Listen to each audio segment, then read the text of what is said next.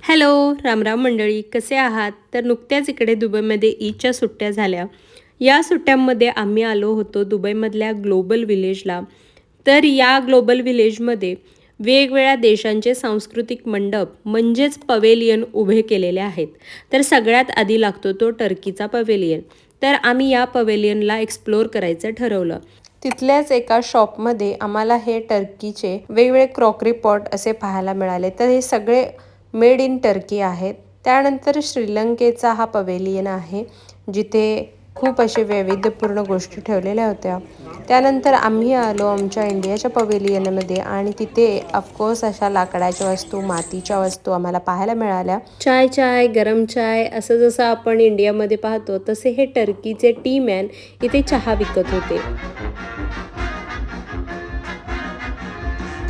Main स्टेजवर हा performance आम्हाला पाहायला मिळाला.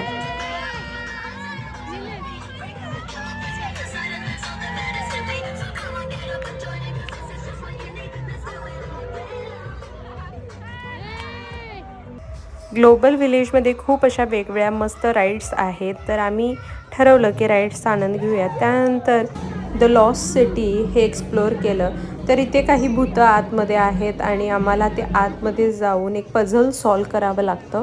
तर त्याच्यासाठी तिकीट होतं 25 दराम आणि खूप छान मजा आली. त्यानंतर आम्ही इथे द हाऊस ऑफ फिअरमध्ये असं हे एक राईड केली, ज्याच्यामध्ये आतमध्ये भूतं आहेत. त्यानंतर ही 4थी राईड होती आमची. ही तर खूप जास्त भयानक होती आमच्यासाठी. तर या सगळ्या गोष्टींचा आनंद घेऊन मग आम्ही घरी परतलो.